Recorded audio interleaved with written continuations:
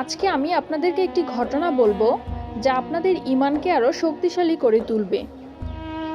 ঘটনাটি হলো যুক্তরাষ্ট্রের নিউ অরলিন্স অঙ্গরাজ্যের একটি পরিবারের ঘটনা। পরিবারটা ছিল অনেক ধনী।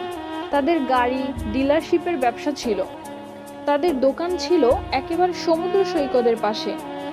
তারা দামি দামি গাড়ি আমদানি করত এবং বিক্রি করত। এরপর হারিকেন ক্যাটরিনা আঘাত হানল।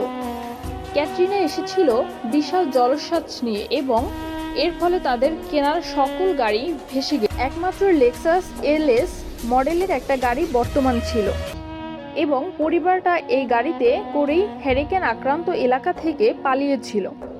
দুর্যোগ শেষ হওয়ার পর কয়েক মাস পরে এস্টেটের সব কিছু খুলে দেওয়ার পর আমি আবার তাদের সাথে দেখা করতে গিয়েছিলাম। যে পরিবারটি মাসে প্রায় 2 কোটি টাকা আয় করত, তারাই এখন সেই লেক্সাস গাড়িতে করে পিৎজা ডেলিভারি দিচ্ছে। পরিবারটি এখন এই কাজ করছে। এক ব্যক্তি পিৎজা দোকানের জন্য তাদেরকে হায়ার করা হয়েছিল। মা বাবা দোকানে পিৎজা বানাতো আর ছেলে লেক্সাস করে সেই পিৎজা ডেলিভারি দিত। আমি যখন এটা দেখলাম, কল্পনা করতে পারেন অন্য কেউ যদি এরকম পরিস্থিতিতে পড়তো, অন্য কোনো মিলিয়নরা যদি এভাবে দেউলিয়া হয়ে যেত, তাদের কি হতো? তারা সম্পূর্ণ হতাশ হয়ে যেত। মদের বোতল হাতে জীবন পার করে দিত, কারণ তারা মনে করত যা তাদের ছিল তাই তাদের শক্তিশালী করেছে। এখন যেহেতু এই সম্পদ হারিয়ে গেছে, আমার পক্ষে আর এই পরিস্থিতি মোকাবেলা করা সম্ভব নয়। এই ধরনের ক্ষতি সহ্য করা সম্ভব নয়।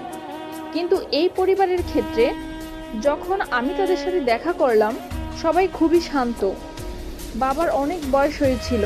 এরকম বয়সে এমন ক্ষতির সম্মুখীন হলে মানুষ হার্ট অ্যাটাক করে, উচ্চ রক্তচাপে ভোগে, কিন্তু এই মানুষটা সম্পূর্ণ শান্ত। তো আমি তাকে জিজ্ঞেস করলাম কিভাবে এটা সম্ভব। আমি এমনকি আমার প্রশ্ন করাও শেষ করতে পারিনি। আমি শুধু বললাম কিভাবে। তিনি হেসে উঠলেন, বললেন, যখন ব্যবসা ভালো ছিল আমি সারাক্ষণ ফোনে ব্যস্ত থাকতাম। শিপমেন্ট এসে পৌঁছাচ্ছে কিনা, পেমেন্ট দিতে দেরি হচ্ছে কিনা, কার কি ডেলিভারি দেওয়া প্রয়োজন, কাস্টমার খুশি কিনা, ট্যাক্সের হিসাব ঠিক আছে কিনা, কর্মচারীদের সমস্যা, অমুক সমস্যা তমুক সমস্যা, এসব কারণে আমি কোনো মতে জুমার নামাজ উপস্থিত হতে পারতাম কোনো রকমে। কিন্তু এখনও তো টেবিলে খাবার আছে, এখনও তো আমাদের মাথার উপর ছাদ আছে, আর এখন আমি নিশ্চিন্তে মসজিদে গিয়ে নামাজ আদায় করতে পারি। আর সকালে ঘুম থেকে উঠে আমাকে কিচ্ছু ভাবতে হয় না। একমাত্র আমার রবকে মনে করা এবং তার কৃতজ্ঞতা জ্ঞাপন করা ছাড়া আমার আসলে মনে হয় আমার জীবন শেষ হওয়ার পূর্বে আল্লাহ আমাকে সহজ জীবনের এই নিয়ামত দান করেছেন। সে বাবা এটাই বলেছিলেন, কোনো সাধারণ মানুষের পক্ষে এভাবে কথা বলা সম্ভব নয়।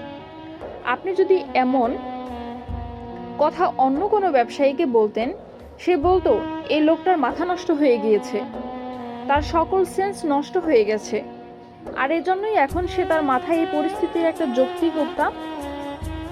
যুক্তি দাঁড় করিয়েছে। আপনাদেরকে একটা কথা বলছি, একজন মানুষের পক্ষে কেবল তখনই এভাবে কথা বলা সম্ভব যখন সে বুঝতে পারে যেসব জিনিসের পেছনে সে ছুটছে তা হচ্ছে দুর্বল। কেবলমাত্র আল্লাহই সর্বশক্তিশালী।